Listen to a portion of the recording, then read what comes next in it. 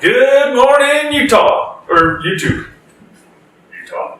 Good morning, YouTube.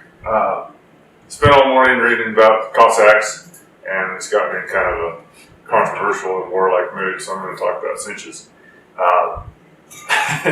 Which may seem strange, but what I'm going to talk about is how many bad cinch makers there are out there. So tying a cinch is really, really simple. It's not very hard to do. Consequently, you get a lot of people that all make a few extra bucks on the side here tying cinches and selling custom cinches. That's the big thing. That, a lot of people want these custom cinches with the brand and blah, blah, blah, blah. And what I just said, tying them isn't very difficult. It's not that hard to do. To do it right is really, really, really hard. And it's the art is more in the construction than in the fancy color schemes and the prettiness, which there's people out there that can make these beautiful, beautiful cinches. But to me, the beauty is in how well constructed they are. It doesn't matter to me what it looks like as long as it's well constructed. This is kind of a near and dear subject, being my roommate's a cinch maker. So we've got a lot of cinches laying around and a lot of this and that, and a lot of people, because she makes real artsy pieces, a lot of people buy her cinches to be wall hangers. There's no intention of ever putting them on the horse. They buy them as gifts and they frame them and they're wall hangers. But still, she constructs them as if they're going to get used by a cowboy day in and day out. So what I want to do is just point out some of the things to look for. I'm afraid what happens is some people want to get away from the neoprene and the factory-made cinches and get a custom mohair cinch, and then they get one and it sucks and it falls apart because it wasn't made correctly and the maker wasn't conscientious, and then they go, well, heck, mohair, I'm going back to a factory-made one. And so I want to talk about what to look for in a good cinch maker, what to look for in a cinch, because you really should be using mohair or horsehair, I think. That's my feeling. The natural fibers, for one, we can go on and on and on and on. My big thing about the neoprene cinches is if you talk to almost any horse chiropractor in the world, they love neoprene cinches because every horse that's being ridden in a neoprene cinch is out in the sternum. Because there's no give to them. I can get into depth about that, but I'm just going to get started. I've got some notes here. And I'm going to use this cinch as a example. And yes, the buckles are used. A friend of ours just cut some buckles off an old cinch and sent them and said, build me a new cinch. Before I get started into anything, a cinch maker, any cinch maker can hide a lot of these colors, can hide a lot of imperfections, whether they mean to or not. And so when you're researching a cinch maker, on their website or whatever, on their Facebook page or whatever, get some pictures, look at some pictures of plain Jane cinches, like the plainest you can possibly find. Because if it's single color, you can see a lot more flaws in it. She makes cinches for a saddle maker, where it's just the cinch that comes with the saddle, and they're just plain Jane white. I wish we had one of them around. She just shipped them all off, so we don't have one where I can show it a little better.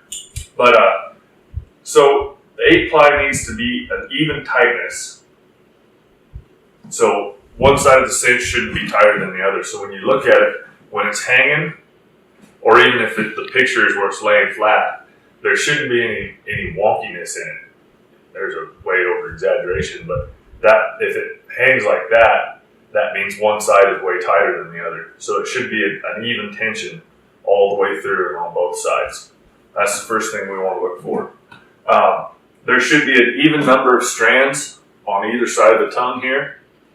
You'll see some cinch makers where you'll look and you'll count, and there'll be 1, 2, 3, 4, 5, 6, 7 strands on this side, and 8 or 9 strands on this side.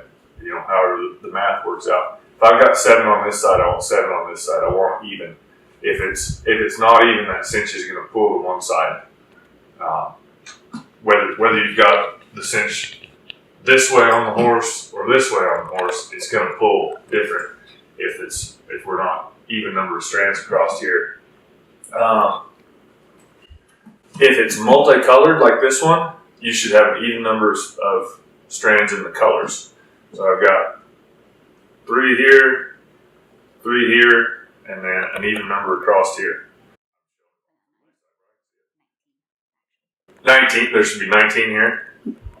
Your middle color has an uneven number. Oh. Uneven number of strands, but it's still an even number across the buckle. There we go. I'm getting schooled here. The middle color, the middle is uneven here, but it's still an even number all the way across. Is that what you just said? No. Okay. Anyway, if you've got multicolored strands, it needs to be even. The weaves should be evenly spaced and take up the same distance from the buckle. So these are the weaves here. This is where she weaved in the ends. This is where she terminated as a termination knot. It's where she took the end and weaved it. That puts the body in the cinch. That puts a lot of the way it hangs into the cinch. And so this has got 1, 2, 3, 4, 5 different weaves in there, but they're all evenly spaced from each other. They're even tension. And it's important that they match the other side. I was getting to that. Okay. But you'll see some where there's, you know, a difference in space in these little bumps. You'll see somewhere where that's not even. You don't want that. That cinch isn't going to pull true. It's going to hang crooked. It's going to loosen up. Your ends are going to leak out. By the time that starts happening, there'll be enough horsehair and sweat and stuff in there that it's not going to literally fall apart, but it's going to start coming undone and it's going to look like crap. And that's when people are going to go, well, this cinch isn't any good. I'd still ride it for 15 years and not have a problem with it. But if all this isn't even, then it's not going to work. And then this side and this side should be even. I've got 5 here. I want 5 here. If I had 3 here, I'd want 3 here. If I had 9 here, I would want 9 there. And both sides need to be even. And then they need to be even here too. And so even though we've got the same number of them, we want to make sure that one side isn't lower than the other. So these match up. And then they also match up this way. You know, it's the same width on either side. I don't have one side wonky and one side narrow or anything like that. It needs to be symmetrical. Maybe the right word. I don't know. But you see what I mean, how it needs to be even across there. Okay, the center bar. You see a lot of these cinches where the center bar is not in the center. You see from this one, when I put it together, that center bar is in the center. That center bar is right in the middle. You see a bunch of them where it's not directly in the middle. I don't know why anybody would make that and send it out and call it a piece of work, but they do. These roper style cinches, I think that, and it doesn't necessarily have to be nylon. It could be leather or anything else. Nylon's the quickest, easiest, cheapest, lasts the longest, and the least amount of care is given to it. But this center bar, there's a nylon strap in there, a double over nylon strap that's then stitched. That's less of a strength issue and less of a not wearing out issue, and it's more of a create body in the cinch issue. There needs to be something in there. On these roper style cinches, if you don't have something in the center bar, they'll collapse. And see, this one won't, but they'll collapse in the middle there over time. And then that defeats the whole purpose of having a roper style cinch. If you don't have something in there, then you may as well have had just a straight cinch. Okay, the design in the middle here, this should be wrapped. it's wrapped around. There's mohair wrapped around that nylon strap as well as the whole body of the cinch. So it's all tied in together. So this can't move around. This center bar can't move, can't cause your cinch to collapse, can't make it pull funny. If that's not wrapped all the way around, and you can see here how it's wrapped all the way around on the back side. If that's not wrapped all the way around, then it's eventually going to break down and start pulling funny. And when I keep saying eventually going to break down, these will last forever. I've got some that are 11 years old now that have been used day in and day out. And, you know, as long as you don't let a dog chew on them, nothing hurts them. They last forever and ever and ever. And so we don't want them to break down. You know, if there's some construction problems, then they will break down to where they're pulling uneven. But if it's a properly made one, you can pass it down to your kids. Okay, and besides the part about this being wrapped, there needs to be an even tension throughout that wrap. Otherwise, this will start to roll. And that's what I was talking about, how it needs to be wrapped all the way around. But it needs to have an even tension all the way through there. So you don't want to see any loose strands in there. You want to see everything real even. None of these strands, any of it, you can look through all of it. None of these strands are twisted, whether in the body of the cinch, in the weave, in the center bar. There's no twist in there. When you're building these, if you're not being conscientious about it, it's real easy to twist those. Just through construction, if you're not paying attention to what you're doing, it's easy to put a little bit of a twist in those. And so a really good quality mohair cinch shouldn't have any twisting in there. It's your maker should be somebody that's conscientious enough that they keep everything tight and straight. And then how to measure your cinch. We'll get to that in just a second, the measuring the cinch part. But that's kind of what I had to say about this for now. I want to talk about a brand new cinch. So this is a brand new horsehair cinch, and I'll discuss horsehair here in just a second. But I ordered a 28, and on the rack with everything tight, it's 28, just a smidge shorter. And then you take it off there, and then you take the tension off of the fibers in there, and it relaxes a little bit.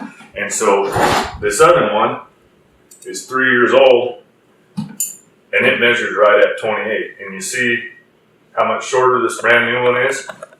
Well, once I go to using this, in a month or so of using it and having it being tied on a horse and having all those relaxed fibers getting pulled tension, this will be a true 28 too. So when you order one, and say you order a 32, and it comes to you from the cinch maker, and it's a 31 and a smidge, or maybe a true 31, and you say, man, I ordered a 32, I want a true 32. Write it. It'll be a true 32. These cinch makers that have been making them for years and years and years and know how it works and know the mechanics of the horse and this and that, they build them that way on purpose. If you order a 32 and it comes to you and you take it out of the box and you measure it and it is 32 on the dot, well then when you get to using it, it's going to be a 33, 33 and a half, 34. Most of them don't stretch that far, but horsehair, they can't pull as hard. The cinch maker can't pull as hard on this horsehair, can't get as much tension out of it when she's building. So there's going to you can even see that stretch in it just with my hands. So it'll stretch a little for a little while, and then it'll get true. Mohair doesn't stretch quite as much as that, but there will be some tension of those natural fibers coming out. So if you get it out of the box and it is on the dot what you ordered, it shouldn't be. It should be a little shy of that, especially if it's horsehair. Now horsehair, I'll talk about that a little bit. I prefer horsehair to mohair. I prefer mohair to everything else except for horsehair. This cinch is 3 years old, I think, somewhere like that. It's been used pretty much every day of its life. These are These are this is a cutter style, we call this. So is the other one. This is what I prefer. I ride almost all immature horses, and this just works better for me than say a roper cinch or something like that. But I'll ride mature horses and go real big stuff with a cinch like this too. It doesn't affect the way it operates. But you can see that my wear pattern, my felting pattern on the back here is a little different because I'm riding almost all immature horses. From here to here is the only place that's getting cinched. The rest of this isn't getting used hardly at all anyway. And you look at the felt pattern here. These horsehair cinches, if you get one, doesn't matter when you get it, you don't want to start using it until about this time of year. This is March. About nowish when they're starting to shed, depending on where you're at in the world. Because what it'll do is that it'll felt in with that shedding hair. My brother got one the exact same day as I did, and he had a roper style one. He was riding mature horses that were turned out, and when he started riding them, he actually used it to groom his horses, and he brushed them with it. It just felted in the whole thing really thick. When I started using this one, I had immature horses that had been kept up all winter and been ridden all winter, and they weren't as haired up as his were. So mine didn't felt in quite as good. I'm going to do some different stuff with this one to make sure it felts in a little better. But some people might see this felting here and say, oh, that needs cleaned. No. That's good. That's what I want. The horsehair is self-cleaning. That felting gets in there, and then it sheds the dirt, it sheds the grime, it sheds the sweat and the salt and stuff like that. That's what I love about horsehair, and it never wears out. When I was a kid, I worked with guys that were in their 60s and 70s that had the first and only horsehair cinch they'd ever had that they got when they were a kid. 50, 60 years they've been using the same cinch. Horsehair is a little bit more expensive, and it's quite a bit more expensive, to be honest with you. It's quite a bit more expensive, but there's zero upkeep on them, and they last forever. That's my talk about horsehair. What else did we want to talk about? Measuring the cinch.